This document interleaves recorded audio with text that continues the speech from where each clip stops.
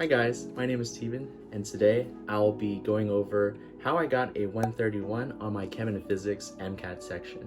So it comes down to two things, preparation and practice. For preparation, I constantly reviewed the content and the material, and what really helped me through it was using Anki. So I'll give you a brief description as to how I used the app and what I included in my cards in the later sections of this video.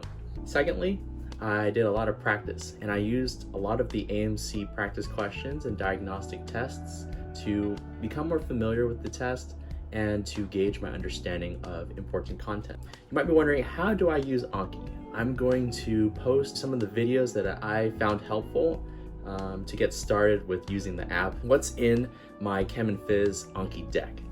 Now, this is some of the high yield content. First, you want to include the formulas and relationships in your Anki card. So for example, know the formula of the energy that's released when an electron jumps different energy levels. Secondly, you want to know amino acids, like you want to really know them.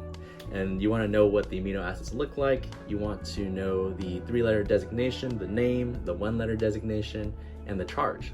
Next, you want to know the functional groups. You want to know what each functional group looks like and their characteristic properties and what makes them special. Next, knowing the units to each formula helps you eliminate and narrow down the answer choices, so know that.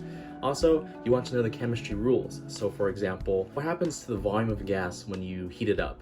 Okay, you want to know the periodic table trends. So what happens when you remove an electron from an element? Does it get smaller? Does it get bigger? What happens to the electronegativity? What happens to the electron affinity? Additionally, you also want to know properties of the periodic table. So the families, the groups, the trends. Now you also want to know constants. It's important to know what the speed of light is, for example, or Avogadro's number. Okay, next up, you want to know the inter and intramolecular forces between elements. So for example, know what a hydrogen bond is and its relative strength in comparison to other types of bonds. Next, you want to know acid and base equilibriums, acid and base calculations and reactions. So be able to calculate the pH of something. You also want to know the thermal dynamics of a reaction.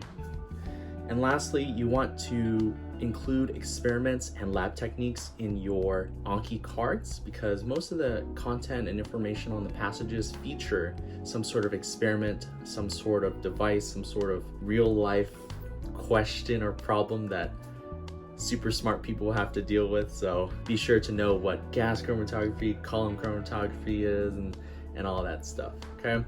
Now this is, like I said, these are kind of the high yield stuff that I found in my studies. Next up, I'm going to tell you a little bit of what's not in my Anki deck. So these include a lot of the skills that you need to know, but can't necessarily memorize how to do.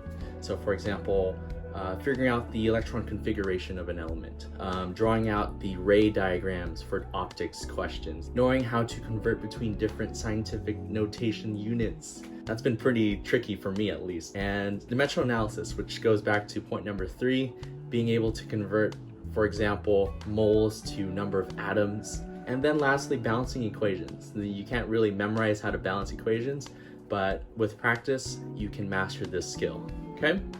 This segues into our practice talk. So remember, always practice under time conditions to simulate the real testing environment.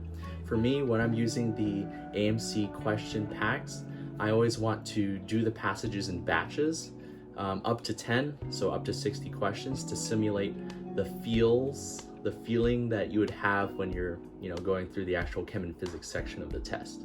For any question I got wrong, for any answer choices that I was unsure about, and for any content that I was kind of curious about, I went back to my Kaplan books, back to my Anki cards to review that whole chapter, just to make sure that I leave no stone unturned in my studies. I'll give you a link to some helpful materials like the Kaplan quick sheets that I pretty much used in my studies and used before my test day. Thank you for watching my video, and I hope that this has helped you a lot.